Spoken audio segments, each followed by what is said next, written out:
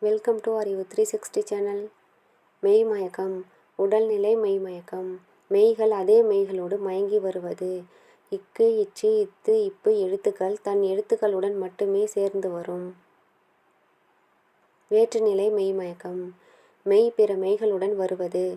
இர், இழ் ஆகிய எழுத்துக்கள் பிற எழுத்துக்களுடன் மட்டுமே சேர்ந்து வரும். தன் எழுத்துக்களுடன் சேர்ந்து வராது.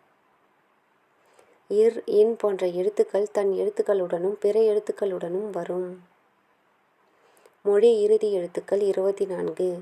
உயிரெழுத்துக்கள் 12, மெய்யெழுத்துக்கள் 11 சொல்லின் இறுதியில் வரும்.